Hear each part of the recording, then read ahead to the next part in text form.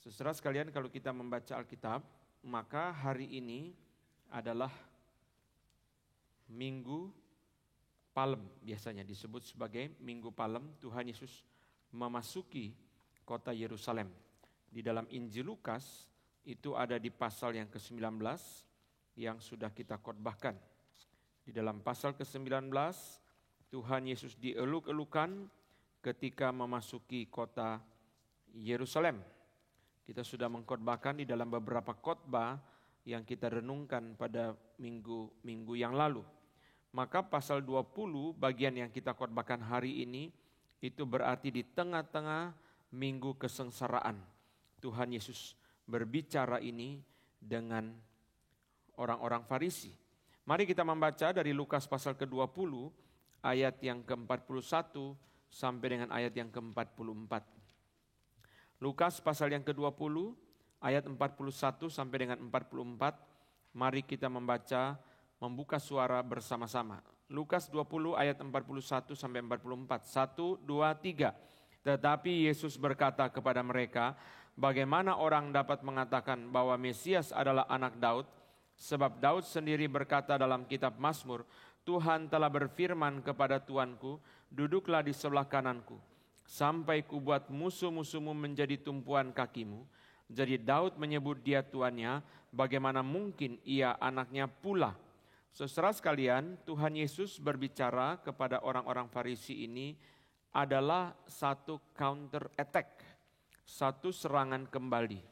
Karena kita lihat, saudara, di dalam bagian sebelumnya selalu mereka yang bertanya. Mereka bertanya, termasuk di dalam hal kebangkitan orang mati, mereka bertanya, mereka membawa case kepada Tuhan Yesus. Tetapi sampai di bagian ini, Tuhan Yesus yang justru kembali bertanya. Saudara sekalian, kalau kita lihat di pasal 20 ayat 26b, pasal 20 ayat 26b dicatat di situ, mereka heran akan jawabnya dan mereka diam. Pasal 20 ayat 26b. 20 ayat 40, sebab mereka tidak berani lagi menanyakan apa-apa kepada Yesus. Mereka diam. Setelah Yesus menjawab mereka, mereka diam. Mereka heran, mereka diam. Tetapi setelah mereka diam, bukan berarti Tuhan Yesus ikut diam. Puji Tuhan, sudah tidak ada yang nanya-nanya lagi, sudah diam semua, sudah KO. Dijawab oleh Tuhan Yesus. Sekarang Tuhan Yesus diam-diam saja, tidak begitu. Sekarang Tuhan Yesus balik, bertanya kepada mereka. Kalau di dalam versi Lukas, versi Markus 12:35, dicatat begini. Pada suatu kali, ketika Yesus mengajar di Bait Allah, ia berkata, bagaimana ahli-ahli Taurat dapat mengatakan bahwa Mesias adalah anak Daud? Tuhan Yesus tidak menyangkal bahwa Mesias itu anak Daud. Karena saudara sekalian, di dalam Matius pasal pertama, ketika Markus mencatat silsilah Mesias, ini adalah silsilah Yesus Kristus anak Daud, anak Abraham. Matius mengakui, Yesus juga tidak menyangkal, ada banyak bagian Yesus tidak menyangkal bahwa Mesias itu adalah anak Daud. Dia sendiri juga sebagai Mesias memang keturunan Daud. Tapi Tuhan Yesus sedang membawa kepada orang-orang Farisi itu satu isu. Kalau sebelumnya mereka yang bawa isunya ya. Kalau ada kebangkitan orang mati, bagaimana nanti? Kalau istri itu suaminya meninggal, dinikahi adiknya terus sampai ke-7, siapa suaminya? Mereka membawa persoalan. Sekarang Yesus yang balik membawa persoalan kepada mereka. Itu sebabnya di dalam prinsip apologetika, selalu apologetika itu atau pembelaan iman bukan hanya bersifat pasif dan defensif. Oh, pasif terus jawab. Kadang-kadang kita jadi orang Kristen memang menjadi orang yang pasif, terus menjawab dan terus menjawab. Pendeta Stephen Tong berkata, gereja dipanggil bukan hanya untuk menjawab zaman. Itu menjawab tantangan zaman. Suka tema begitu ya, tema seminar, tema retreat. Menjawab tantangan zaman. Kapan gereja menantang zaman? Kapan gereja mempertanyakan dunia? Iya ya, kalau Pak Tong punya apologetika kan sangat ofensif. Kenapa harus percaya Tuhan? Dijawab oleh Pak Tong. Kenapa tidak boleh percaya Tuhan? Jadi saudara, Yesus sedang mengajar kepada kita, saudara sekalian, bahwa ada saatnya juga kita bertanya. Bukan kita menjawab terus, ada saatnya juga kita bertanya. Tuhan Yesus bertanya kepada mereka, bagaimana kamu orang Farisi mengaku, oke kamu anggap ini kita sama-sama setuju lah. Yesus itu anak Mesias itu anak Daud. Tapi bukankah di dalam Mazmur 110, Daud sendiri berkata Mesias itu adalah Tuhan, Mesias itu adalah Tuhannya Daud. Kepada Tuanku, demikianlah firman Tuhan kepada Tuanku, duduklah di sebelah kananku sampai kubuat musuh-musuhmu menjadi tumpuan kakimu. Duduklah di sebelah kananku, Tuanku. Jadi Mesias ini Tuhannya Daud atau anaknya Daud. Nah, orang Farisi cuma mikir Mesias itu adalah anaknya Daud. Sekarang Yesus membawa satu kasus yang membuat mereka harus garu-garu kepala karena susah menjawab. Jadi Tuhan apa? Anak. Matthew Henry mengatakan bagi kita orang percaya gampang sekali jawabannya. Mesias itu Tuhannya Daud atau anaknya Daud. Sebagai manusia dia anaknya Daud. Sebagai Allah dia Tuhannya Daud. Cuma orang Farisi kenapa susah menjawab? Karena mereka tidak percaya Tuhan Yesus sebagai Tuhan. Itu sebenarnya kan simple ya. Simple itu kalau kita melihat, saudara. Kita kalau tidak melihat, saudara, kita itu saudara sekalian setengah mati. Jadi saudara melihat itu, saya belakangan ini terus diingatkan satu hal ya. Melihat itu penting. Menyadari itu penting. Saudara yang pakai kacamata seperti saya ini, saudara, paling jengkel kalau kita cari-cari kacamata padahal kacamatanya di sini ya. Lalu kita cari-cari, siapa sih yang ambil kacamata saya? Tadi taruh di mana sih? Sambil dorong-dorong kacamatanya. Kacamata di mana kacamatanya? Lalu nanti dijawab sama orang di sekitar kita, istri kita atau anak kita, loh yang di mukanya papa itu apa? Apa itu bukan kacamata? Tidak sadar, saudara. Dan nangkap ya, melihat menyadari itu sangat penting. Kalau kita tidak sadar, tidak melihat, saudara. Yesus berkata, saudara, anak manusia berkuasa mengampuni dosa. Orang Farisi mengatakan hanya Allah yang mengampuni dosa. Loh, berarti secara simpel, Yesus itu Allah, itu sebabnya dia bisa mengampuni dosa. Tapi mereka tidak bisa melihat, saudara. Jadi kalau nggak bisa melihat, saudara sekalian, itu sebabnya, saudara mereka buntu. Bukankah Mesias itu adalah Daud sendiri berkata, kepada Tuanku, firman Mazmur 110 ayat 1 dia, demikianlah firman Tuhan kepada Tuanku. Ini Mesias. Mazmur 110 ayat 1 adalah ayat mesianik. Dan salah satu ayat Mazmur yang paling banyak dikutip dalam perjanjian baru. Ini banyak sekali. Di dalam Kisah Rasul, Ibrani, di mana-mana banyak sekali. Bukankah Daud sendiri mengaku bahwa Mesias adalah Tuhan dia? Bagaimana kamu berkata Mesias adalah anak Daud? Berarti teologi orang Farisi terhadap Mesias pun tidak lengkap, saudara. Pemahaman mereka, saudara, terhadap Mesias yang mereka bangun, yang mereka konstruksi. Jadi, saudara, sekalipun Mesias itu adalah sesuatu tema Yahudi ya, tapi tidak berarti itu mereka betul-betul mengerti loh. Jadi, Potong suka bilang ini, orang kaya pun tidak mengerti kekayaan dia sendiri. Orang kaya secara sekalian dia punya banyak barang yang mewah di rumah dia mengerti enggak? Masuk ke rumah dia ada lukisan yang sangat mahal, you ngerti enggak ini lukisan apa? Wah saya enggak ngerti, cuma saya ngerti harganya. You ngerti enggak arloji yang kamu pakai itu barang apa? Enggak ngerti. Jadi secara berarti bahwa Mesias itu tema Yahudi, lalu orang Yahudi lalu mengerti, lalu pemahaman mereka tentang Mesias itu sudah selesai. Tidak. Pemahaman mereka tentang Mesias belum selesai. Bagi kita yang mengerti Alkitab, menerima perjanjian lama dan perjanjian baru, kita mengerti bahwa Mesias itu adalah Allah, maka dia disebut Tuhan oleh Daud. Dia adalah manusia, dia disebut sebagai keturunan Daud, disebut sebagai anak Daud. Kita sudah tidak sulit memahami bagian ini. Tetapi saya tidak memasuk kepada kesulitan ini, saya mau menjelaskan hari ini kepada saudara tentang duduk di sebelah kanan Bapa. Duduk di sebelah kanan Bapa adalah istilah antropomorfis. Antropomorfis artinya bentuk manusia. Jadi jangan semua itu disebut antropomorfis. Ada dua istilah di dalam teologi, satu antropofatis. Misalnya apa? Tuhan menangis. Itu antropofatis. Tuhan menertawakan orang fasik. Itu antropofatis. Fatis itu perasaan ya. Perasaan manusia yang dipakai. Tuhan sedih. Tuhan menyesal. Kalau kita tidak mengerti penggambaran antropofatis, kita akan susah mengerti gimana Tuhan bisa menyesal. Menyesal berarti apa? Berarti dia nggak mikir dulu dong. Menyesal berarti dia tidak antisipasi dong. Pendeta Stephen Tong mengutip Aristoteles mengucapkan satu kalimat yang saya sangat diberkati. Pak Tong mengatakan seorang pemimpin yang sesungguhnya tidak pernah kaget karena dia sudah mikir semua. Dia sudah mikir semua. Jadi dia tidak pernah kaget. Saudara sekalian, oh tidak, Tuhan itu menyesal. Itu adalah bahasa perasaan manusia, antropofatis. Antropomorfis itu apa? Tangan Tuhan menopang. Nah, itu antropomorfis, bentuk manusia, tangan. Tuhan tidak punya tangannya. Duduk di sebelah kanan. Loh, kalau duduk di sebelah kanan berarti sebelah kiri siapa? Roh Kudus.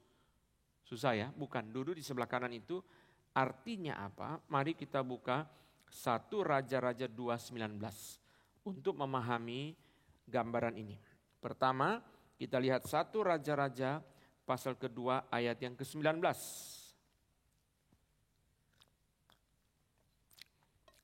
Raja-Raja 2 ayat yang ke-19. Batsheba masuk menghadap Raja Salomo untuk membicarakan hal itu untuk Adonia. Lalu bangkitlah raja mendapatkannya serta tunduk menyembah kepadanya. Kemudian duduklah ia di atas tahtanya dan ia menyuruh meletakkan kursi untuk bunda raja. Lalu perempuan itu duduk di sebelah kanannya. Jelas ya, duduk di sebelah kanan raja, ibu suri. Batsheba adalah ibu suri. Duduk di sebelah kanan raja berarti apa? Posisi yang penting, posisi kehormatan, posisi yang mulia, posisi yang memiliki otoritas. Bayangkan raja saja tunduk menyembah kepadanya. Berarti posisi yang sangat penting, posisi yang berotoritas, posisi yang mulia, posisi yang agung. Jadi memang saudara sekalian kita bisa mengerti. Karena Matius 28 Tuhan Yesus berkata, kepadaku diberi segala otoritas di sorga dan di bumi. Sejak kapan? Apakah sejak Yesus naik ke sorga duduk di sebelah kanan baru dia ada kemuliaan? Tidak. Apakah sejak Yesus naik ke sorga duduk di sebelah kanan baru dia memiliki jabatan? Tidak. Karena di dalam Mazmur 2 yang sudah kita khotbahkan di doa pagi, kita sudah belajar bahwa Tuhan Yesus sudah dilantik sejak kekekalan. Dia sudah dilantik dari kekal sampai kekal. Sebagai raja, nanti kita melihat saudara apa yang Yesus lakukan waktu dia duduk di sebelah kanan. Hal yang pertama dia lakukan adalah dia menjalankan jabatan raja. Raja atas gereja, raja atas alam semesta. Jadi Tuhan Yesus duduk di sebelah kanan itu artinya apa? Gambaran duduk di sebelah kanan itu. Mulia, agung, hormat, memiliki jabatan, kedaulatan. Itu artinya. Dia duduk di situ, saudara berdaulat. Sebagai Allah yang berdaulat. Sebagai yang dikatakan oleh Matius 28 ayat 18. Kepadaku telah diberikan segala otoritas di sorga dan di bumi. Nah, Louis Berkhof mengatakan begini, saudara, yang bagus sekali kita pikirkan. Tuhan Yesus di dalam sorga ketika dia duduk di sebelah kanan. Itu bukan a life of rest. Tetapi a life of constant activity. Jadi Yesus itu bukan setelah menderita, bangkit, naik ke sorga, lalu duduk di sebelah kanan dan ketiduran di sofa. Karena sudah capek dalam dunia ini, banyak penderitaan. Ya. Ini minggu kesengsaraan, minggu ini adalah minggu kesengsaraan. Saudara sekalian, minggu kesengsaraan, saudara kita yang kali ini diberikan anugerah melayani Kapin, juga kita melewati minggu yang tegang.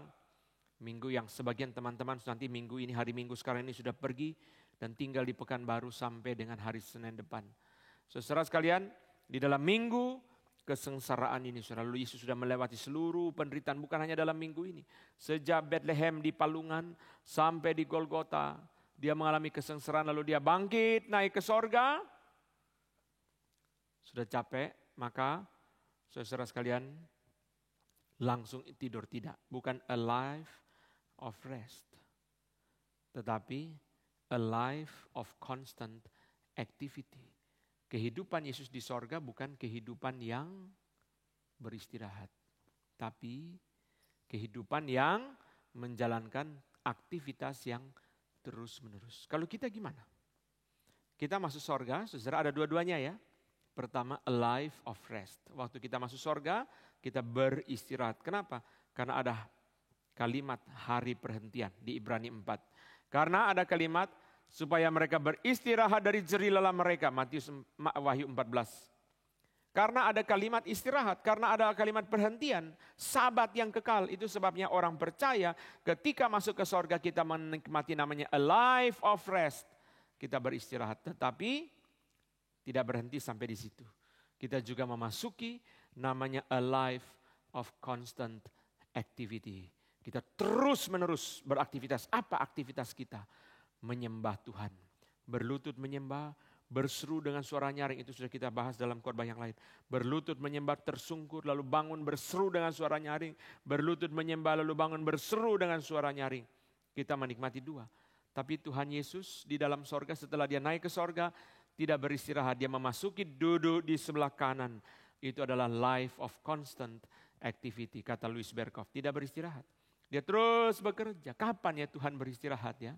Kita sendiri kepengen saudara seperti Lazarus setelah meninggal dibawa oleh malaikat pergi ke pangkuan Abraham beristirahat.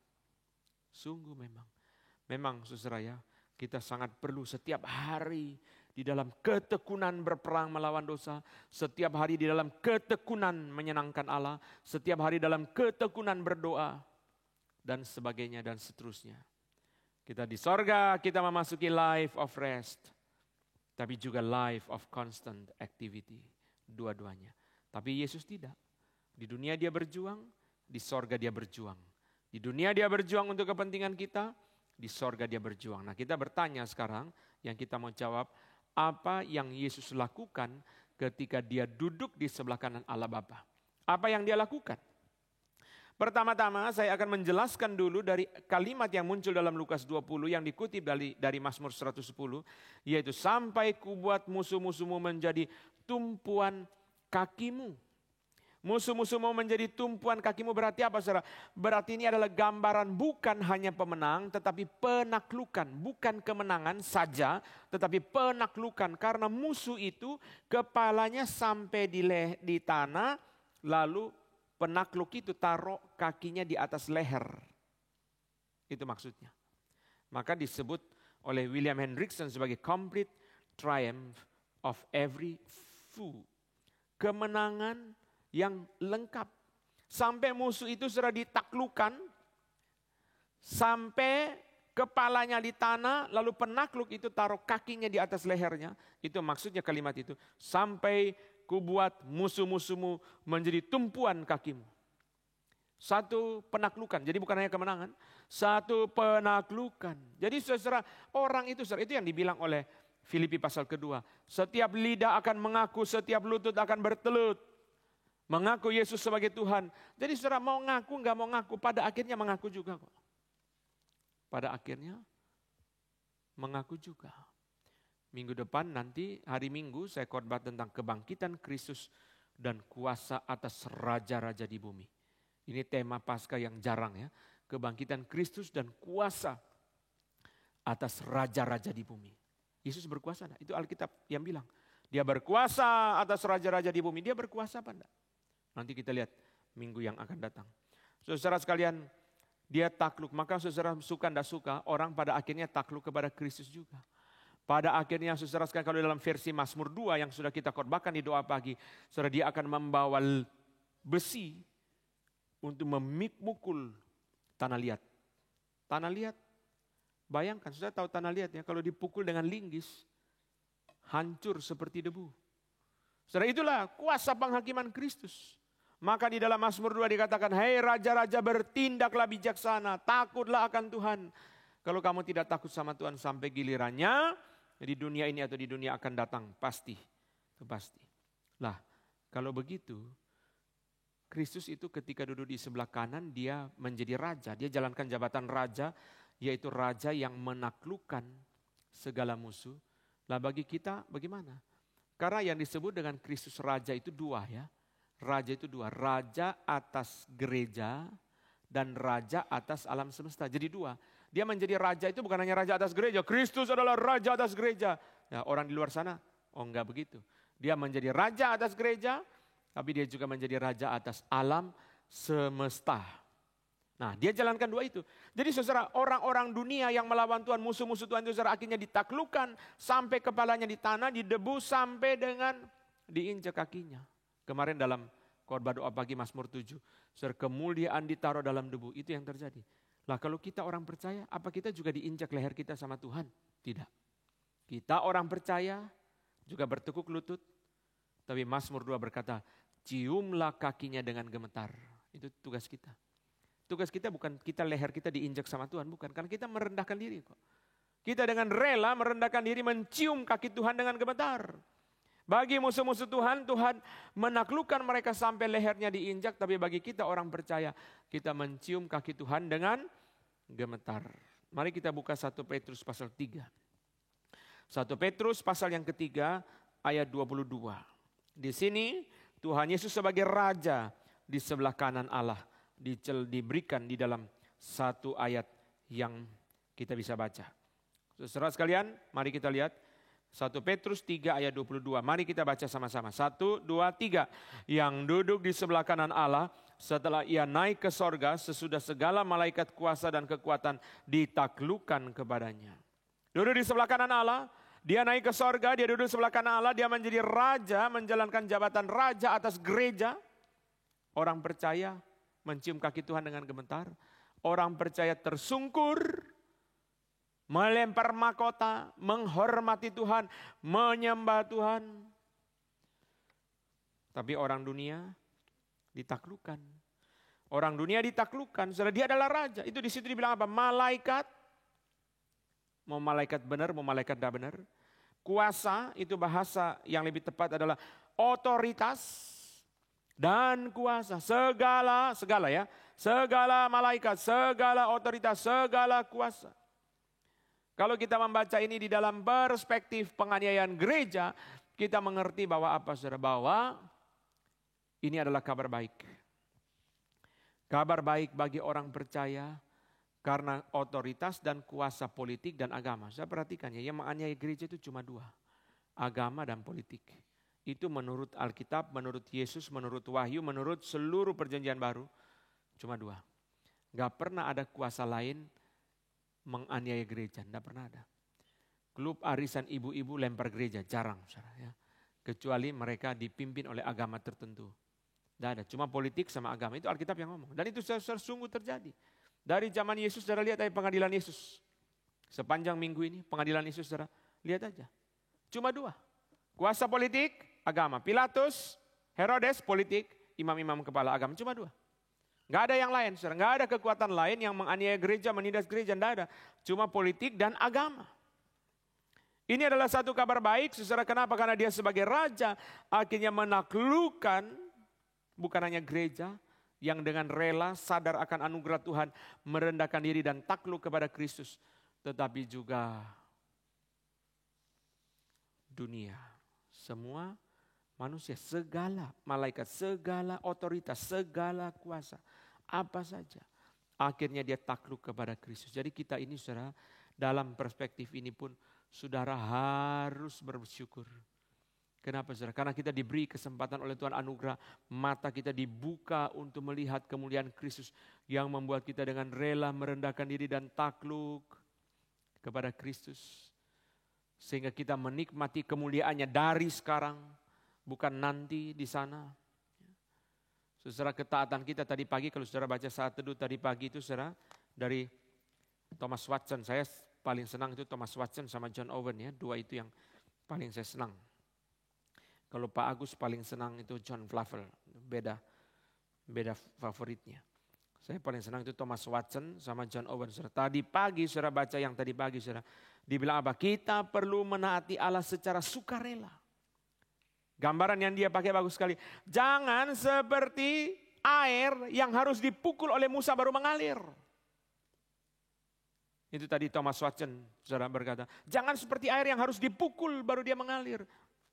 Di dalam versi Mazmur dikatakan 32, jangan seperti bagal yang harus ditarik oleh tali, baru dia taat. Seharusnya orang percaya, kita setelah mengenal kemuliaan Kristus, kita dengan rela sendiri taat kepada dia. Dia bilang begini, saudara, perintah Allah dibuat manis oleh kesukaan dan damai. Jika orang memikul sekarung uang yang sekalipun berat, kegembiraannya menghilangkan rasa berat atas bebannya. Tidak ada perintah yang bukan untuk kebaikan kita. Seandainya seorang sahabat berkata, mampirlah, aku akan memberi uang. Apakah Anda akan menganggap sering mengunjungi sahabat itu merepotkan? Hah? Kenapa saudara tahu artis-artis pindah dari TV ke YouTube? Karena TV seminggu sekali. Paling banyak sehari sekali. YouTube sehari 5 kali. Pemasukannya 5 kali. Maka mereka gak mau TV. TV saudara, kalau gak dipanggil, gak ada job. Jadi tunggu-tunggu produser, ya sembah-sembah produser baru ada job. Sekarang dia pindah ke YouTube, dia bikin sendiri aja. Sehari 20 kali juga terserah. Sudah dibilang ya, kalau temanmu kasih kamu uang, kamu akan mampir, rasa repot apa? Aduh susah ya. Akan dengan sukacita. Maka dibilang kita perlu menaati Allah secara sukarela. Tidak seperti iblis yang keluar dari orang yang dirasuknya atas perintah Kristus bertentangan dengan kemauannya. Jadi jangan seperti setan, jangan seperti batu yang harus dipukul baru keluar air. Jangan seperti setan dipaksa baru dia keluar. Kita harus taat dengan rela. Kenapa? Karena kita mengenal kemuliaan Kristus. Kita tahu siapa Tuhan Yesus, itu sebabnya Tuhan terima kasih oleh darah-Mu telah dicurahkan bagi aku, pengorbananmu begitu luar biasa, Engkau Allah begitu mulia tapi rela datang ke dalam dunia. Oh sungguh, terima kasih Tuhan oleh kebaikan Tuhan itu. Setelah kita mengenal siapa Dia, kita dengan rela. Saya akan cerita pada saudara dari khotbah-khotbah yang lalu. Kita itu kalau tidak tahu, kita kurang menghargai. Orang masuk ke rumah orang, di meja ruang tamu ada arloji. Dia nggak ngerti, diambil, dia lempar-lempar gini. Begitu istrinya keluar dari kamar mandi, maaf Pak, itu yang Bapak pegang arlojinya harga 2M. Hah? Langsung disimpan. Wah sorry ya, untung udah jatuh. Jadi saudara saya kalau mengerti, sikapnya langsung berbeda. Seringkali kita juga begitu saudara. Kita tidak mengerti saudara, kita setelah ketemu orang di mana nggak mengerti, saudara kita rasa sikapnya biasa aja. Lalu orang kenalin, Bapak tahu ini komandan daripada armada perang. Oh iya Pak, langsung beda sikapnya. Karena setelah tahu dia siapa. Kalau kita tidak tahu, kita rasa seperti biasa saja. Saudara, ini pertama, Yesus ketika duduk di sebelah kanan Allah, dia menjalankan jabatan raja, raja atas gereja, raja atas alam semesta. Kedua, dia menjalankan jabatan imam, khususnya menjadi pendoa syafaat. Mari kita buka Roma 8:34. Roma 8 ayat 34 ini satu ayat yang bagus, tetapi kita kurang memperhatikan karena kita lebih suka ayat 35 dari ayat 34. Mari kita lihat Roma 8 ayat 34. Mari kita buka suara baca sama-sama juga. 1, 2, 3. Kristus Yesus yang telah mati, bahkan lebih lagi yang telah bangkit, yang juga duduk di sebelah kanan Allah, yang malah menjadi pembela kita. Kita lebih suka ayat 35. Siapa yang akan memisahkan kita dari kasih Kristus? Penindasan, kesesakan, penganiayaan, kelaparan, ketelanjangan, bahaya pedang. Saudara, 7 ini saudara tidak bisa memisahkan kita dari kasih Kristus. Maka di dalam ayat 34 sebenarnya imply bahwa ketika Yesus naik ke sorga, kita di bumi, perpisahan ini tidak bisa memisahkan kita dari kasih Kristus. Kalau saudara mengerti kedalaman pengertian dari ayat 34.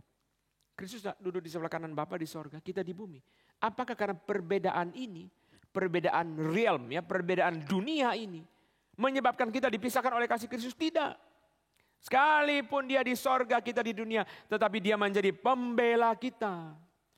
Dia tetap menjadi pembela kita. Kenapa saudara? Karena 35, 38, 39, Roma 8 berkata, tidak ada yang bisa memisahkan kita dari kasih Kristus. Jadi bukan berarti saudara, Tuhan Yesus sudah pergi ke sorga, bye-bye ya, saya nggak ikut-ikutan loh. Lu hidup mati bukan urusan gue. Sekarang saya sudah masuk sorga, sudah datang. Banyak orang kan seperti itu kan saudara. Banyak orang kan seperti itu. Jadi saudara sekalian, itu sebabnya kadang-kadang anak itu saudara, kalau dia udah senang di rumah situ, kalau dia sudah menikah, puji Tuhan. Ya. Gak diomeli papa, gak dicereweti mama. Kalau dia sudah pergi kuliah di luar negeri, sudah tinggal jauh, wah dia gak mau dihubungi lagi. Banyak yang seperti itu saudara. Saudara tidak, Kristus masuk sorga, duduk di sebelah kanan Allah, tidak berarti saudara perbedaan dunia ini menyebabkan kita dilepaskan dari kasih Kristus. Karena ayat 35 berkata, tidak ada yang bisa memisahkan kita dari kasih Kristus. berarti dia di sorga pun tidak bisa memisahkan kita dari kasih Kristus tetap. Kasih Kristus tetap ada dan dia menjadi pembela. Memang bagus juga diterjemahkan pembela itu artinya apa saudara? Dia memperjuangkan kepentingan kita. Di dalam Ibrani dibilang dia berjuang guna kepentingan kita. Tetapi terjemahan yang lebih tepat adalah bukan pembela, tetapi dia menjadi pendoa syafaat bagi kita. Itu lebih tepat. Dia menjadi pendoa syafaat bagi kita. Duduk di sebelah kanan Allah, dia menjadi pendoa syafaat bagi kita. Tuhan Yesus duduk di sebelah kanan Allah, saudara, the place of highest honor in heaven. Artinya apa, saudara? Ketika dia duduk di sebelah kanan Allah, di dalam posisi yang begitu strategis, dia pakai itu untuk apa? Untuk kepentingan saudara dan saya. Ibrani 4 yang ngomong. Dia melintasi segala langit. Itu Ibrani 4. Jadi saudara, Tuhan itu tidak egois. Kita yang egois. Dia ketika diberikan jabatan duduk di sebelah kanan Allah, dalam jabatan yang paling tinggi, dia pakai itu untuk membela kita. Sekaligus dia mikir kepentingan kita. Iya ya, umatku perlu apa ya? Maka dia berdoa kepada Bapa. Kenapa berdoa kepada Bapa? Karena sudah dekat. Bisa kan begitu? Tolong Pak ya, titip ya. Nanti kalau Bapak ketemu dia, kan Bapak ada hubungan sama dia. Saya tidak ada hubungan. Tolong sampaikan Pak. Justru saudara, dia memanfaatkan jabatan itu bukan untuk kepentingan diri dia.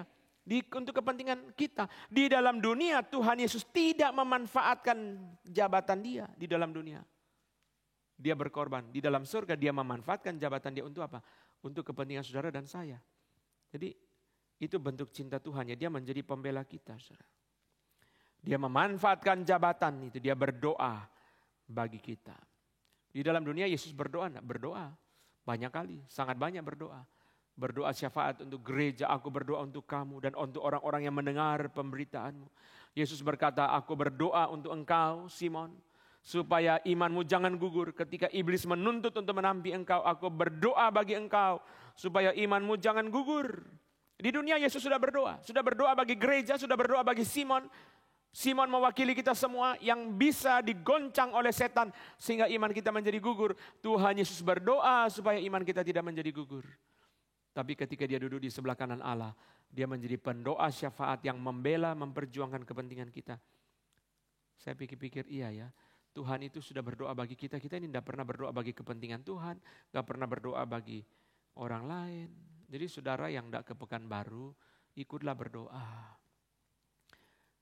Ikutlah memberi persembahan. Ada teman-teman yang beli tiket, beli pesan hotel, pergi ke Pekanbaru. 184 orang. Kita yang tidak pergi, saudara, puji Tuhan saya tidak pergi. Jadi saya tidak mau tahu urusan Pekanbaru. Jangan. Itu hati Bapa. Nanti kalau Tuhan bilang sama kamu, saya tidak mau tahu ya hidupmu ya. Wah, kamu sendiri stres. Nanti kalau sudah susah, cari Tuhan. Sekarang urusan Tuhan kamu gak mau tahu. Itu kan tidak betul. Jadi hari Selasa itu ada doa pakai Zoom, ikut saudara. Ikut doa. Itu tanda saudara memperhatikan pekerjaan Tuhan. Kita ini terlalu munafik saudara, betul-betul. Jadi kadang-kadang saudara saya pikir kalau khotbahnya galak-galak terus lama-lama habis jemaat ya. Tapi memang kita gak betul saudara. Kenapa saudara? Disuruh doa untuk kapin tidak mau. Tapi kalau ada kesulitan doa. Itu yang Mazmur 32 mengatakan berjiwa penipu. Begitu sakit langsung, Pak bisa doakan enggak? Selama ini doa berlutut pakai Zoom kamu pernah ikut enggak? Begitu kesulitan aja langsung minta berdoa. Jadi enggak betul saudara, itu hati Tuhan. Yesus di sorga pun, saudara tadi ya kita sudah dengar kalimat Louis Berkhof, dia tidak memasuki life of rest. Tetapi life of constant activity. Constant activity-nya apa saudara? Pray for you, for me. Mumpung jabatan dia tinggi, mumpung dia dekat Allah Bapa, saudara, di sebelah kanan Allah Bapa, dia terus bicara. Sebelah kanan ya, berarti bicara kepada Bapa. Mereka ada kesulitan ini, itu dan sebagainya. Charles Hodge mengatakan dia berdoa terus kepada Bapa supaya anugerah dan pengampunan terus tersedia bagi kita. Charles Hodge berkata dia berdoa kepada Bapa supaya anugerah itu tidak berhenti bagi kita terus mengalir. Dia berdoa, dia masih ingat kita. Kita dalam dunia aja tidak ingat Tuhan, saudara. Tidak ingat kepentingan Tuhan, tidak ingat pekerjaan. Ini kapin urusan dia. Saudara nggak mengatakan saya tidak ada urusan sama kapin. Saya cuma ke kebun jeruk mau dengar khotbah, saya tidak mau tahu. Bukan urusan sama kebun jeruk, urusan sama Tuhan. Itu hati Tuhan. Untuk orang-orang Kristen yang belum dengar firman, yang belum percaya Tuhan, banyak yang tidak ke gereja. Mereka perlu ada kalimat yang memanggil mereka untuk kembali, ada seruan. Itulah yang kita adakan, saudara. Saudara mengatakan saya tidak bisa ke Pekanbaru karena waktu tidak bisa, karena uang tidak bisa. Tapi saudara ikut berdoa. Selasa malam ada jam doa, mari kita ikut berdoa. Melalui Zoom, saudara pulang kantor, saudara hari Kamis malam ada lagi, kita doa. Tuhan saya cuma bisa berdoa, tidak apa-apa, saudara ikut doa. Itu tanda hatimu ingin dipakai oleh Tuhan. Berdoalah untuk kepentingan Tuhan. Supaya nanti kalau kamu ada kepentingan kamu datang, Tuhan tidak marah. Kalau Tuhan marah, Tuhan bilang sama orang Israel, biar Ayub atau siapa, Musa atau Samuel kalau saya tidak salah dalam Yeremia 15. Sekalipun Musa atau Samuel berdiri di hadapanku pun aku tidak akan mendengar mereka, usirlah mereka dari sini. Coba kita lihat ya, Yeremia pasal ke-15 itu. Tuhan sudah marah kepada mereka. Jadi jangan sampai Tuhan jengkel sama kamu. Waktu kamu ada kesulitan datang, Tuhan bilang, kamu gak pernah pikir kepentinganku. Kamu pikir kepentinganmu sendiri. Ketika ada kesulitan, kamu tidak datang. Musa dan Samuel, mari kita lihat. Ayat pertama, Yeremia 15 ayat pertama. Tuhan berfirman kepadaku, sekalipun Musa dan Samuel berdiri di hadapanku, hatiku tidak akan berbalik kepada bangsa ini. Usirlah mereka dari hadapanku, biarlah mereka pergi. Tuhan marah ya. Dan apabila mereka bertanya kepadamu, kemana kami harus pergi? Maka jawablah mereka, beginilah firman Tuhan, yang ke maut, ke mautlah. Yang ke pedang, ke pedanglah. Yang ke kelaparan, ke kelaparanlah. Yang ke tawanan, ke tawananlah. Pilih mana? Itu seolah-olah Tuhan bilang, pilih sendiri. Pilih sendiri, mau pilih maut, pedang, kelaparan, tawanan. Artinya apa? Pilih matinya yang mana? Mati karena pedang, mati kelaparan, atau mati ditawan. Pilih sendiri. Usirlah mereka, sekalipun Musa dan Samuel berdiri di hadapanku, dua orang yang begitu cinta Tuhan, yang begitu dekat dengan Tuhan, yang begitu, saudara tahu kan, Musa dianggap sahabat, Samuel berdoa ketika Tuhan sakit hati semalam-malaman, itu sudah pernah kita khotbahkan. Dua orang yang begitu dekat dengan Tuhan, Musa dianggap sahabat oleh Tuhan, begitu dekat dengan Tuhan, Tuhan dia melihat punggung Tuhan. Tuhan bilang biar Musa sama Samuel datang pun, saya tidak mau. Usirlah mereka dari hadapanku. Jadi saudara, kalau tidak mau membela kepentingan Tuhan, saudara waktu kesulitan datang, Tuhan bilang, usirlah dia, suruh dia pergi. Saya tidak mau bantu dia. Wah itu saudara nangis, teriak-teriak. Kenapa? Saudara? Tapi saudara ngomong begini pun, dah semua orang sadar. Saudara untuk orang itu bisa sadar, bisa terbuka mati itu susah. Saudara jadi hamba Tuhan pun tidak bisa lihat panggilan, kemudian apalagi jemaat. Saya nggak tahu. Orang mengatakan itu orang bukan hamba Tuhan, Pak. Ada yang mengatakan itu mungkin belum lahir baru, Pak. Saya tidak tahu. Saya juga nggak berani menghakimi. Sadar, tidak bisa lihat. Saudara tidak bisa lihat bahwa itulah perasaan Tuhan, itulah hati Tuhan yang harus dia perhatikan. Charles Hodge mengatakan kenapa Tuhan Yesus terus berdoa, karena dia ingin anugerah itu terus diberi kepada kita. Anugerah itu terus diberi kepada kita. Dia terus berdoa. Salah satunya saudara, karena setan dan dunia terus menyerang orang Kristen. Itu salah satu sebab kenapa Yesus terus berdoa waktu dia duduk di sebelah kanan Allah. Karena setan dan orang dunia terus menyerang gereja, terus mempersulit orang percaya. Memang betul, memang sungguh kita alami. Kalau kita menjadi orang percaya yang sungguh-sungguh, gak usah bicara penganiayaan dari agama lain. Saudara di kantor aja kalau saudara jujur, dipersulit. Di sekolah aja saudara sekalian kalau semua satu kelas nyontek, ada satu yang tidak nyontek, saudara itu dipersulit. Di kantor juga sama, saudara. Itu kan biasa berjemaah kan, saudara. Saudara sekarang kita bikin nota palsu, bilang ganti spare part. Padahal spare part lama diperbaiki, dipasang lagi. Lalu kita tagihkan kepada kantor. Dia bayar nanti kita bagi-bagi. Ada satu yang tidak mau, saudara. Orang itu bukan saja dibenci, bisa diracun, saudara. Kenapa saudara? Karena dia yang membongkar skandal. Lalu saudara mereka bilang apa? Oh dia itu cari muka sama bos. Bukan. Dia berusaha lurus di hadapan Tuhan. Bukan cari muka sama bos. Dia berusaha lurus di hadapan Tuhan. Bos memang pasti senang orang seperti itu. Kenapa saudara? Dia yang memberitahu. Oh kamu mata-mata bos ya. Ban mobil digembosin. Lalu lama-lama diracun saudara. Sampai mati. Padahal dia ingin jujur. Dia ingin lurus. Di hadapan Tuhan ingin benar.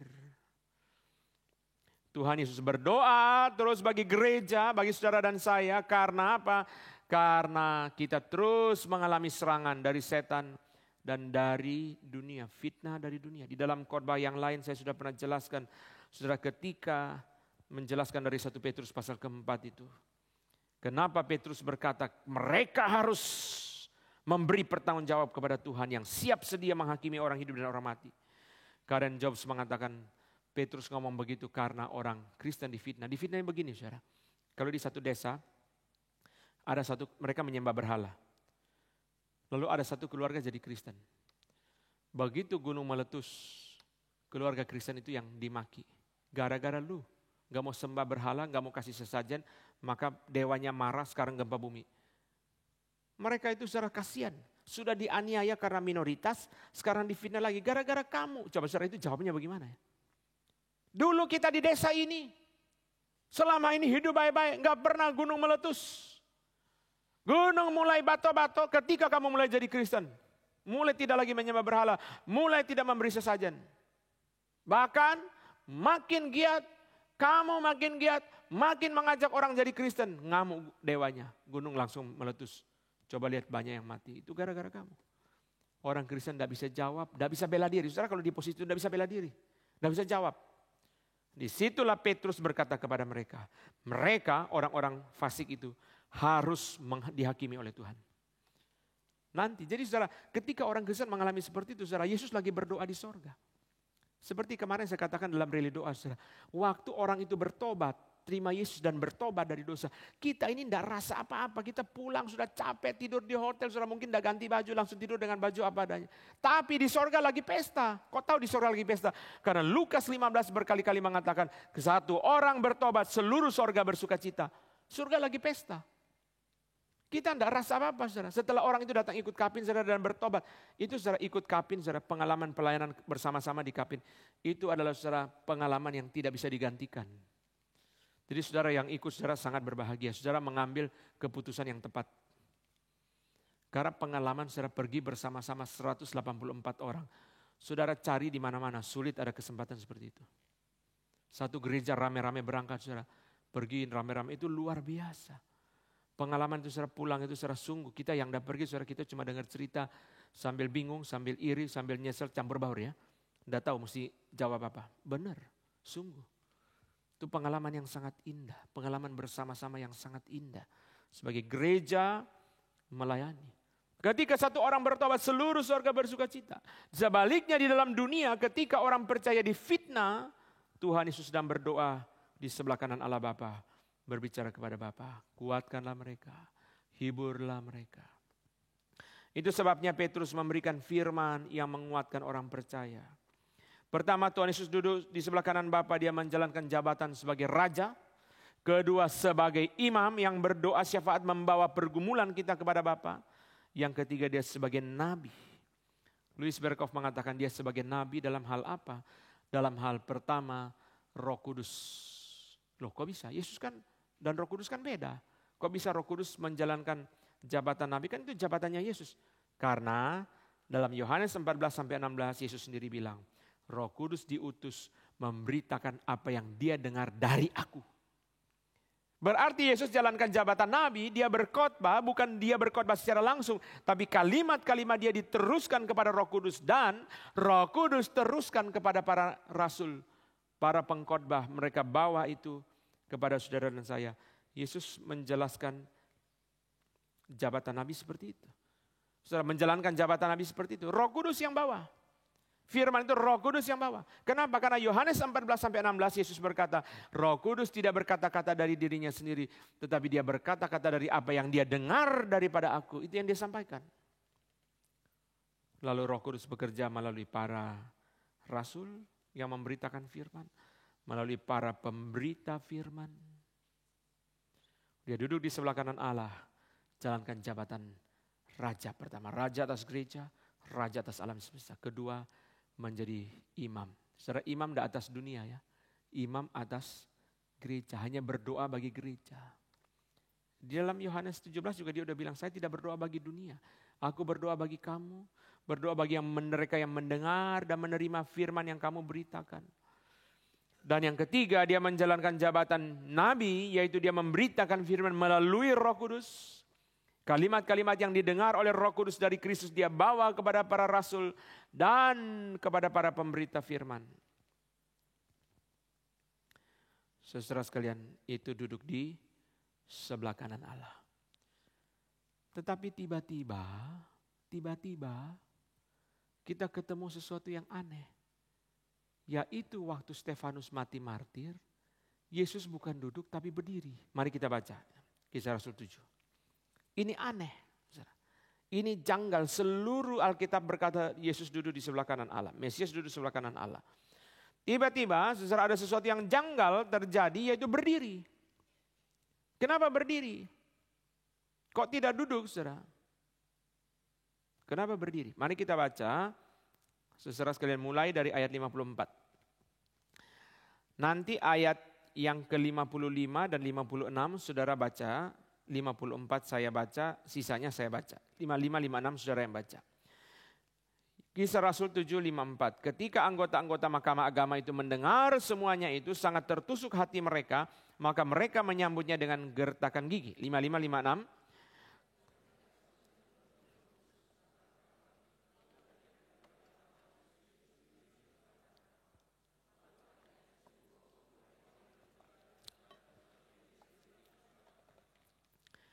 Maka berteriak-teriaklah mereka dan sambil menutup telinga serentak menyerbu dia. Mereka menyeret dia keluar kota lalu melemparinya dan saksi-saksi meletakkan jubah mereka di depan kaki seorang muda yang bernama Saulus. Sedang mereka melemparinya, Stefanus berdoa katanya, "Ya Tuhan Yesus, terimalah rohku." Sambil berlutut ia berseru dengan suara nyaring, "Tuhan, janganlah tanggungkan dosa ini kepada mereka." Dan dengan perkataan itu meninggallah ia. Stefanus meninggal dalam keadaan doa berlutut. Sangat indah. Saudara sekalian, Stefanus mati martir karena dia memberitakan kebenaran dan orang-orang Yahudi sangat tertusuk hati mereka. Mereka menyambut dia dengan gertakan gigi. Saudara lihat, di dalam dunia Stefanus disambut dengan gertakan gigi, tetapi di sorga Allah Tritunggal menyambut Stefanus dengan kemuliaan. Itu Allah Tritunggal. Ayat 55 itu Allah Tritunggal. Trinitarian welcoming. Roh Kudus, Allah, Yesus, Tritunggal. Di dalam dunia, saudara sekalian, orang-orang Farisi menyambut Stefanus dengan gertakan gigi.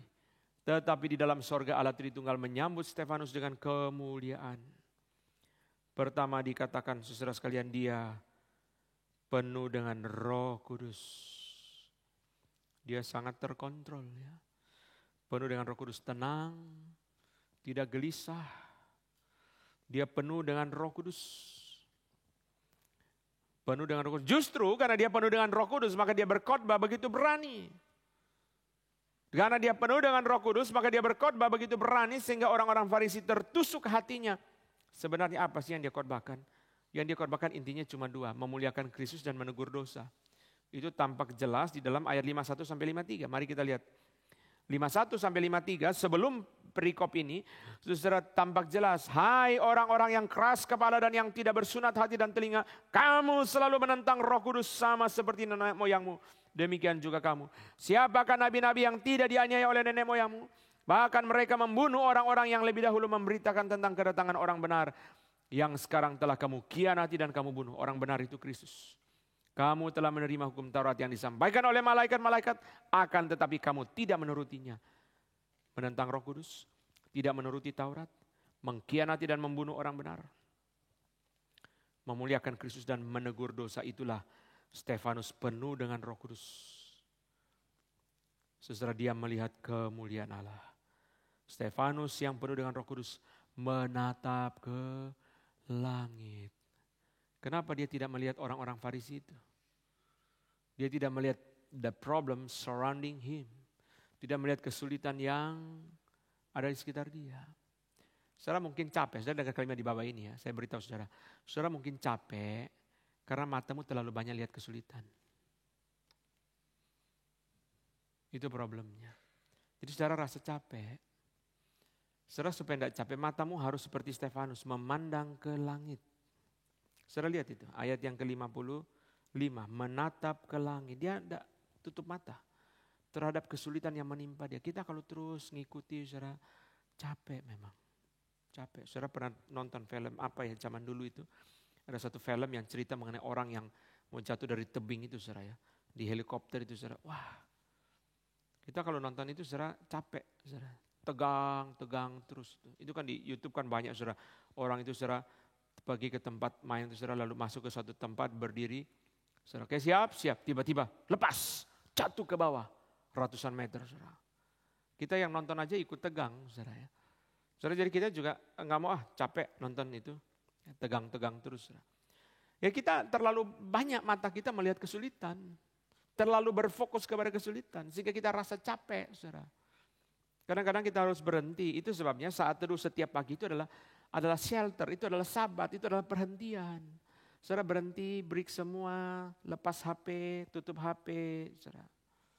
Dan saudara duduk tenang, baca Alkitab. Jadi Alkitab fisik ini jangan dibuang.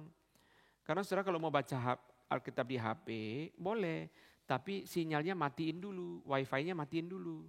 Jangan saudara sambil baca WA ini, WA itu, saudara. Nanti bukan hanya persoalan hidupmu yang bikin kamu tegang, tapi apa, saudara? Berita-berita. Ada gempa bumi, ada ledakan, ada apa. Wah, pabrik petasan meledak, hati kita ikut meledak, saudara. Kita jadi capek, saudara. Terus ikutin kesulitan, saudara. Matikan sinyal, matikan wifi, kita baca Alkitab. Kalau enggak baca Alkitab begini, saudara. Tenang, berhentilah dulu dari semua urusan itu. Saudara, saya ulang kalimat tadi ya. Saudara mungkin capek karena matamu terlalu banyak lihat kesulitan. Stefanus tidak mau lihat. Dia tidak mau lihat orang Yahudi yang datang. Ya, bawa batu kah apa, saudara. Dia tidak mau lihat, saudara. Mata mereka, saudara. Lihat ya, mereka menyambut dengan gertakan gigi. Dia tutup mata, dia tutup telinga. Dia tidak mau, saudara. Dia berfokus kepada Allah. Dia melihat kemuliaan Allah. Kemuliaan Allah yang bersinar dari darah hambanya yang setia. Kemuliaan Allah yang bersinar, Allah Tritunggal menyambut dia. Kemuliaan Allah yang bersinar. Dan Tuhan Yesus berdiri di sebelah kanan Allah 2 kali kalimat ini muncul. Pertama catatan, yang kedua adalah kalimat Stefanus sendiri. Sungguh, aku melihat langit terbuka. Berarti dia menatap ke langit. Dan anak manusia berdiri di sebelah kanan Allah. Kenapa berdiri? Karena Stefanus mati martir. Kalau Yesus duduk, bahaya. Kalau dia terus duduk bahaya. Berarti apa, saudara? Berarti dia nggak peduli. Mau mati martir kek, mau mati apa kek. Nah, dia berdiri. Berdiri, saudara, ada 3 penjelasan yang saya jelaskan kepada saudara di sini dari para ahli. Saudara, 3 penjelasan yang saya rangkum dari penjelasan para ahli. Pertama, saudara, dia berdiri sebagai apa, saudara? Pembela, saudara. Sebagai pembela, dia berdiri sebagai pembela. Memang saya perhatikan juga dalam sidang pengadilan itu, saudara, biasanya terdakwa duduk, hakimnya duduk. Hakim jarang berdiri. Yang berdiri biasanya penuntut sama pembela. Tapi kadang-kadang karena terlalu panjang mereka duduk, saudara. Karena apa, saudara? Karena dakwaan, kalau jaksa ya, dakwaannya setinggi orang. Wah, kalau dia berdiri, baca sambil berdiri, saudara, itu khotbah berapa sesi itu ya. Jadi udah capek jadi duduk, saudara. Tapi biasanya berdiri. Mungkin waktu membacakan tuntutan terakhir atau pembela mungkin berdiri, saudara. Berdiri sebagai pembela. Beberapa ahli menjelaskan itu, saudara. Kenapa dia berdiri? Berdiri sebagai pembela artinya apa, saudara? Sekarang, I be with you. Saya bersama dengan kamu. Kamu tidak sendiri. Kamu tidak mati martir sendiri, tetapi saya bersama dengan kamu. Dia berdiri sebagai pembela. Loh, kan duduk juga jadi pembela, betul, saudara. Tapi ini bukan biasa. Ini bukan biasa, saudara. Ini adalah mati martir. Stefanus bisa bela diri nggak dalam kondisi begini? Tak bisa bela diri. Stefanus tidak bisa membela diri, baik secara physical strength, tidak bisa perang, tidak bisa lawan orang banyak itu. Kalau dia, jangan bilang Stefanus ya, saudara panggil tentara yang paling hebat pun, saudara, kalau sudah begini, saudara. Maka dalam film itu kadang-kadang kalau sudah begini, mau Rambo, mau Sylvester Stallone, mau sahabat Schwarzenegger, saudara, mau siapa, langsung sudah habis dia. Mau James Bond, saudara, karena sudah dikepung oleh banyak orang. Apalagi Stefanus sudah mau bela diri. Saudara tahu kan waktu Jim Elliot itu, saudara, ditusuk tombak itu kan dia pegang pistol.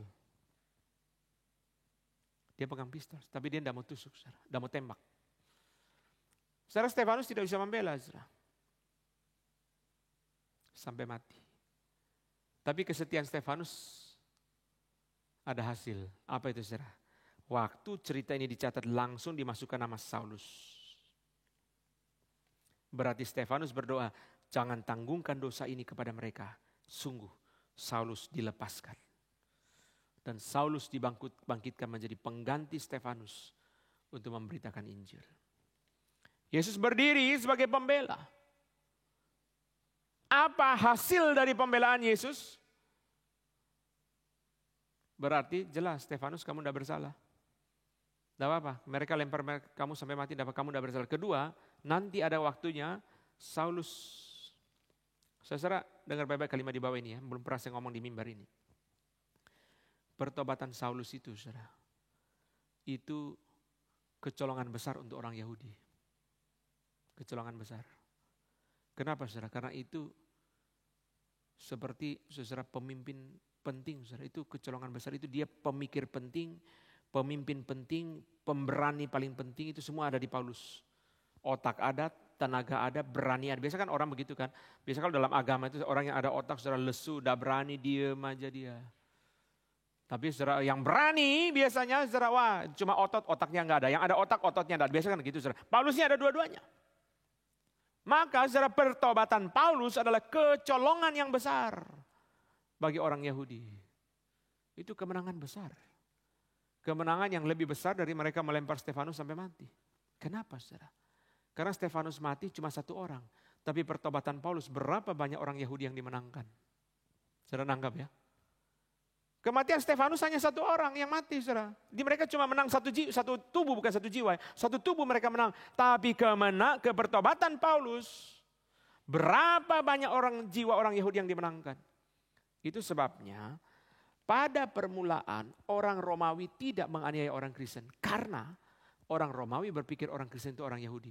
Karena mereka tidak menganiaya Yahudi. Sudah ada perjanjian Romawi dengan Yahudi. Yahudi begitu keras. Sampai penjajah Romawi pun takluk. Itu kerasnya Yahudi. Bunuh. Kita tidak akan menyembah kaisar. Bunuh. Basmi. Kami sampai mati tidak menyembah kaisar. Itu Yahudi.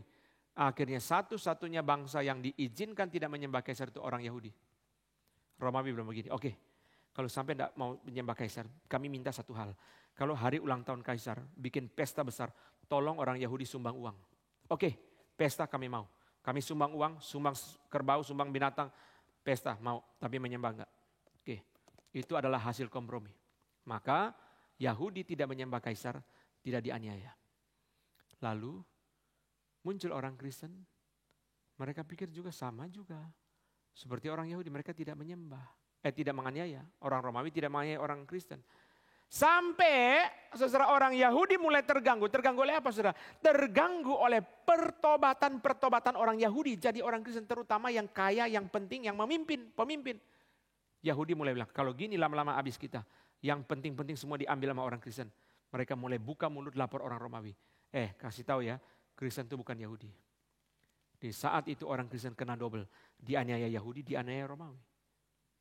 Jadi jadi pertobatan Paulus itu kemenangan besar untuk kerajaan Allah. Dan itu kekalahan yang besar untuk orang Yahudi. Kenapa? Paulus otak ada, berani ada. Biasa orang Yahudi, saudara, atau bukan dimanapun agama, cuma salah satu. Berani. Coba ditanya apapun tidak ngerti dia. Selain berani, lain tidak ngerti. Sebaliknya saudara yang pikirannya mendalam, keberaniannya tidak ada. Ini dua-duanya ada. Ini orang penting. Ini orang yang berpengaruh. Orang yang sangat berani. Sekarang menang. Dimenangkan dan dia pergi membawa banyak orang Yahudi yang percaya. Mereka membunuh Stefanus cuma satu. Tapi pertobatan Paulus kekalahan besar. Kecolongan besar untuk mereka. Itu saudara, jadi saudara lihat ya, kemenangan pertobatan Paulus itu saudara, Stefanus mati tetapi menghasilkan pertobatan Paulus. Itu jangan dilihat kalah. Yesus berdiri sebagai pembela, ini pertama. Kedua, Yesus berdiri sebagai apa? Sebagai orang yang welcoming. Saudara. Itu saudara, menyambut, itu adalah Saudara, seperti standing ovation di dalam konser itu ya. Berdiri dan bertepuk tangan. Kita kalau nonton konser kan di ISJ kan kita bertepuk tangan lalu berdiri ya. Saudara tahu berdiri tepuk tangan paling lama pernah dicatat 1 jam 20 menit. Nanti pulang tes sendiri di rumah ya. 1 jam 20 menit saudara. Itu saya percaya setelah tidur pun Manggiko juga gini terus saudara. Terus saya nggak tahu, saya pernah tepuk tangan kira-kira mungkin berapa 5 menit saudara. Sampai rasa capek saudara. Terus tepuk tangan saudara. Saudara, ini sambutan daripada Tuhan. Seolah-olah saudara berkata kepada Stefanus di dalam kalimat Yesus yang lain. Hambaku yang baik dan setia, well done. Kamu telah menyelesaikan tugasmu dengan baik. Kamu telah mencapai garis akhir. Kamu sudah menyelesaikan dengan sempurna. Maka Tuhan berdiri dan menyambut. Musikus-musikus itu saudara kalau konser ya. Saudara kita semua yang bego-bego ini saudara kalau tepuk tangan berdiri saudara dia nggak begitu lihat. Kalau ada gurunya di dalam situ dia lihat gurunya. Bukan lihat kita, oh tepuk tangan saya. Mereka nggak ngerti musik klasik. Tadi saya hilang 5 nada aja dia nggak tahu kok. Dulu pernah ada saudara anak-anak itu konsernya. Konser saudara sekalian lalu saudara selesai konser nangis. Anak itu umur kelas berapa ya? Saya lupa saudara. Kelas mungkin SD lah. Nangis dia saudara. Nangis saudara. Lalu ada seorang ibu tanya, kenapa anak kok nangis ya? Apa karena papa mamamu gak datang waktu kamu konser jadi kamu nangis? Enggak tante, tadi waktu saya main piano saya lupa 5 nada. Tante bilang, wah kita enggak tahu kok ya. Kamu lupa 10 nada juga kita enggak tahu. Kita dengar bagus ya kita tepuk tangan kok. Aduh tante saya tadi lupa 5 nada saudara. Kita yang awam enggak ngerti saudara. Dia buang satu baris pun kita enggak ngerti kan. Kita rasa bagus kok tadi bagus, lancar. Ya, enggak lihat teks, kita cuma mikirnya gitu doang. Tapi guru dia yang di belakang, kalau hadir itu yang dia lihat. Guru dia berdiri apa tidak. Ketika guru dia berdiri dan tepuk tangan. Setelah itu gurunya pulang, dia sudah puas. Yang lain tidak tepuk tangan tidak apa-apa. Karena guru dia. Wah guru itu. Karena guru itu saudara, orang musik klasik itu memang galak-galak. Jadi orang musik klasik itu kalau baik, itu anugerah Tuhan saudara ya. Biasa orang musik klasik itu galak-galak saudara. Konduktor itu seperti Ricardo Muti, tidak pernah senyum. Karayan tidak pernah senyum saudara. Marah-marah terus, kalau rehearsal itu marah-marah terus. Konduktor itu saudara bukan waktu dia kondak di konser itu saudara dia goyang itu bukan. Kadang-kadang dia tidak berdiri diam aja saudara juga mereka main terus kok. Karena konduktor itu fungsinya bukan waktu konser, waktu latihan itu. William Tell Overture itu saudara kuda lari ya. Mereka main sampai setengah mati. No. You don't know. Horse running, again. Wah dimarahi saudara. Main lagi. No. Kadang-kadang dia nggak bisa Inggris saudara si konduktornya. Karena mungkin orang Spanyol, mungkin orang Brasil. Nggak bisa Inggris. Jadi dia cuma ngomong sepatu. No. Bet. Again. Horse running. You know horse you know. Horse running. Main lagi saudara. Nggak bisa. Wah ulang-ulang sampai mereka kepengen pukul pakai biola saudara. Konduktornya saudara. Itu konduktor. Dia tidak mau tahu. Saudara maka rehearsal itu mereka dimarah-marahi.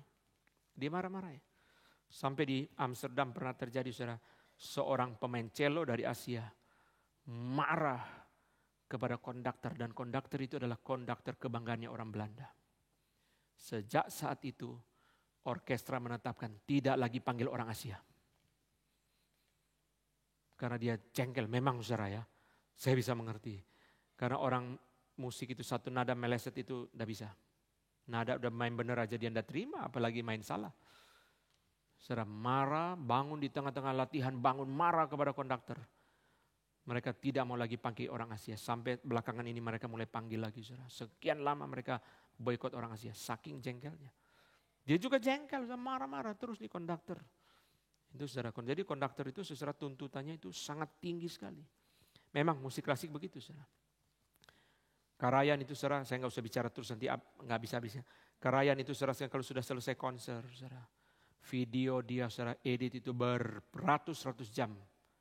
Dia tongkrongin sendiri. Kenapa saudara? Musiknya bagus, videonya jelek waktu dijual DVD-nya. Dulu saudara Laserdisc, sebelumnya saudara itu Betamax. Kalau dijual videonya saudara orang nonton jengkel. Kenapa saudara giliran biola kameranya syuting kepada pemain flute lagi ngupil saudara. Jengkel saudara. Akhirnya mereka, tidak bagus musiknya. Padahal bukan tidak bagus musiknya, videonya yang tidak bagus. Maka Karayan setiap detik dia liatin, betul apa enggak videonya. Di ratusan jam dia pakai edit video sendiri. Sudah sempurna, baru dijual. Sebab sudah lihat, kalau lihat nanti di YouTube Karayan Kondak, saudara. Cemberut terus. Lagu Riang juga cemberut terus ya. Saudara, itu mungkin sudah terpaksa terima, kurang puas ya sama orkestra. Ya terpaksa terima aja, saudara. Sangat tinggi tuntutannya. Sangat berat. Saudara, dia sebagai seorang yang berdiri menyambut Stefanus, itulah Kristus berdiri. Yang ketiga, saudara, pertama para ahli berkata dia berdiri sebagai pembela.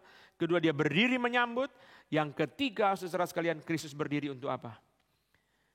Preparation for his second coming. Dia berdiri untuk mempersiapkan datangnya parousia, kedatangan yang kedua. Seolah-olah berdiri berkata, tunggu, sebentar lagi aku datang. Tidak apa-apa, biarin, nanti penghakiman terakhir segera tiba. Kenapa? Tunggu, sebentar lagi, I am coming. Kenapa dia berdiri, saudara? Seolah-olah memberitahu kepada Stefanus, sebentar lagi saya datang. Pertama dia berdiri sebagai pembela, dia berdiri untuk menyambut, dia berdiri untuk mempersiapkan. Dia akan datang kembali. Mari kita lihat bagian terakhir, saudara. Kolose pasal pertama pasal ketiga ayat 1 dan 2. Kolose pasal yang ketiga ayat 1 dan 2. Masih berbicara tentang duduk di sebelah kanan Allah. Mari kita baca sama-sama. Kolose 3 ayat 1 dan 2. 1, 2, 3. Karena itu, kalau kamu dibangkitkan bersama dengan Kristus, carilah perkara yang di atas, di mana Kristus ada, duduk di sebelah kanan Allah. Pikirkanlah perkara yang di atas, bukan yang di bumi. Kristus sudah bangkit, duduk di sebelah kanan Allah. Maka pikirkanlah perkara yang di atas. Carilah perkara yang di atas. Kristus sudah bangkit bersama kita. Berarti apa, saudara? Berarti dia bangkit untuk memberi kepada kita hidup yang baru, hidup kekal, hidup rohani dan sebagainya dan seterusnya. Sekarang tugasmu apa? Pikirkanlah. Kalau Richard Melick punya terjemahan bagus sekali, saudara. Ayat 1 diterjemahkan begini. Set your heart on things above. Ayat 2, set your minds on things above. Pertama, arahkanlah hatimu ke atas. Kedua, arahkanlah pikiranmu ke atas. Itu terjemahan daripada Richard Melick. Arahkanlah hatimu, arahkanlah pikiranmu ke atas. Jadi orang Kristen itu sudah tidak punya pilihan lagi. Boleh hidup seserah semau dia sendiri dalam dunia ini. Mengikuti dunia, mengikuti siapa lah, Ronaldo lah. Tidak bisa. Kita hanya punya satu, yaitu seserah kita melihat ke atas. James Dunn mengatakan complete identification. Identifikasi sempurna. Nah, James Dunn pakai contoh yang bagus sekali. Saya senang sekali. Contohnya apa, saudara? Seperti anak cacat. Anak keterbelakangan mental. Dengan mamanya. Anak itu. Pikirannya terus di mamanya. Matanya terus lihat mamanya. Saudara, mamanya bilang, kamu ke toilet sendiri. Tidak mau. Aku lebih baik pipis di celana daripada ke toilet sendiri. Saudara, dia terus lihat mamanya. Jadi mereka kalau duduk di ruang tunggu, saudara, mamanya itu berdiri mungkin mau betulin celana, saudara. Dia ikut berdiri, saudara. Dia nggak ngerti, pokoknya dilihat mamanya, saudara. Mamanya ngapain, dia ngapain, saudara. Mamanya tidur, dia juga tidur. Mamanya bangun, dia bangun. Mamanya berdiri, dia berdiri. Mamanya berdiri, pergi ambil minum di dispenser, dia juga ikut ke situ. Balik lagi, saudara. Itu namanya complete identification. Itulah yang harus terjadi pada orang percaya. Kita sudah dimenangkan, sudah diselamatkan, sudah menerima hidup baru di dalam Kristus yang bangkit. Sekarang tugas kita adalah ngikuti dia, nguntit terus. Tuhan mau apa, kemana, setiap gerak tubuh Kristus kita ngikuti, kira-kira begitu. Jangan lagi hidup di dalam dunia. Jangan lagi hatimu dan pikiranmu terikat di sini. Jangan, saudara, hati dan pikiranmu jangan terikat di sini. Tetapi kita bebaskan, kita arahkan pikiran kepada Tuhan mau apa ya. Kristus mau apa, harus terus menerus mencari Kristus kepengen apa. Apalagi di sana dia berdoa bagi kita, saudara. Kita mesti tahu diri lah, dia di sana berjuang bagi kita. Kita di sini jangan lupa memandang kepada dia. Set your heart on things above, set your minds on things above. Pikiranmu harus diarahkan ke sana, jangan ke sini, saudara. Bukan dunia yang menebus kita, bukan dunia yang memberi nyawa bagi kita, bukan dunia yang membeli kita dengan darahnya, tetapi Kristus Itu sebabnya kita harus tahu diri, saudara. Sebenarnya dalam dunia banyak orang juga ya, ada juga yang tidak benar lah. Tapi umumnya orang begitu biasa, saudara, dalam dunia seperti itu. Kalau kita tahu diri, saudara, selalu kita akan begitu ke sama orang yang menolong kita, saudara. Aduh, kita baru dengar saja, saudara, kita sudah datang, saudara, belum bilang sakit, belum bilang meninggal, saudara. Hanya kita dengar saja, rasanya kok kedengarannya katanya ke rumah sakit. Hah? Langsung kita kejar ke rumah sakit. Karena kita tahu dia menolong kita tahu dia memberkati kita tahu dia bahkan berjasa dalam hidup kita. Harusnya memang pikiran kita diarahkan kepada Kristus. Karena dia sudah mati dan bangkit bagi kita. Dia duduk di sebelah kanan Allah. Di situ dia jadi raja, kita taat kepada dia. Dia membela kepentingan kita membela kepentingan dia. Dia memberitakan firman melalui Roh Kudus dan melalui Alkitab, melalui para pemberita firman. Kita taat karena dia adalah nabi yang duduk di sebelah kanan Allah. Mari kita berdiri, kita masuk ke dalam doa. Tuhan, kami mengucap syukur dan berterima kasih untuk anugerah Tuhan bagi kami. Sehingga kami memiliki Kristus yang duduk di sebelah kanan, menjalankan jabatan raja, imam, dan nabi, yang memperjuangkan kepentingan kami. Kami bersyukur. Bahkan ketika orang percaya di dalam kondisi yang paling menyakitkan seperti Stefanus, Tuhan Yesus berdiri dan menyambut dia. Kami mengucap syukur Tuhan Yesus berdiri ada di sebelah kanan Allah. Sehingga tugas kami adalah mengarahkan hati dan pikiran kami ke situ. Terus memandang kepada Kristus. Melihat apa yang dia lakukan. Dan mengikuti dia, mentaati dia, meneladani dia. Terima kasih Tuhan. Dalam nama Tuhan Yesus kami berdoa. Amin. Mari kita mengaku iman kita di hadapan Tuhan demikian. Aku percaya kepada Allah, Bapa yang Maha Kuasa, Khalik langit dan bumi. Dan kepada Yesus Kristus, anaknya yang tunggal Tuhan kita.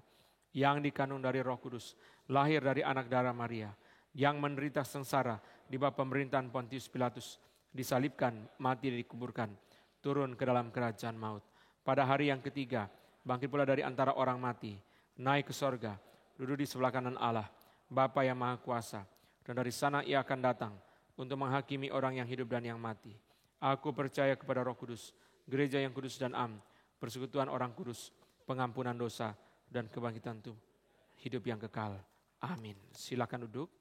Saudara sekalian, jangan lupa berdoa untuk Kapin. Sebagian teman-teman masih tinggal di Pekanbaru, sudah 1 minggu belum kembali mengurusi Kapin. Sebagian lagi akan berangkat dari hari ini dan tinggal di Pekanbaru sampai dengan minggu depan.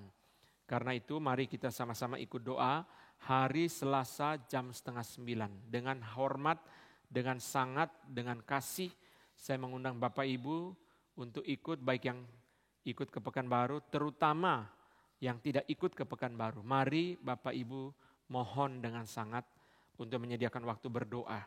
Teman-teman sudah mentaati mimbar ini, mengikuti panggilan Tuhan untuk pergi ke Pekanbaru. Kita yang tidak pergi, tidak boleh mengatakan puji Tuhan saya tidak pergi, tidak ada urusan. Itu hatimu tidak menyenangkan Tuhan. Tuhan sangat sedih.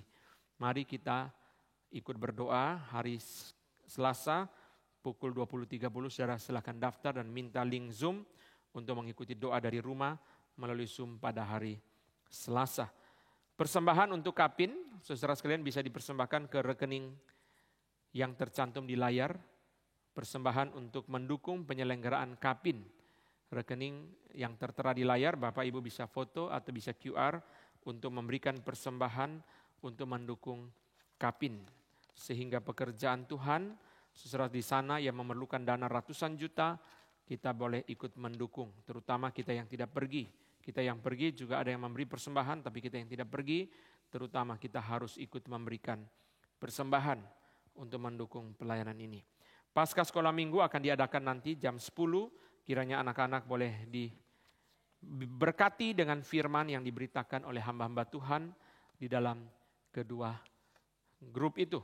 Doakan supaya Tuhan berkati. Hari Jumat kita bergabung seluruhnya di RMCI untuk Jumat Agung hanya secara fisik dan ada perjamuan kudus. Jadi Bapak Ibu mohon perhatikan, Jumat Agung hanya secara fisik di RMCI, hari Jumat. Mari datang lebih awal untuk memperoleh tempat duduk yang baik, parkir, dan sebagainya. Kita bisa dengan fokus mengikuti kebaktian, karena ini akan penuh sekali. Jadi mari kita sama-sama hadir mengikuti perjamuan kudus.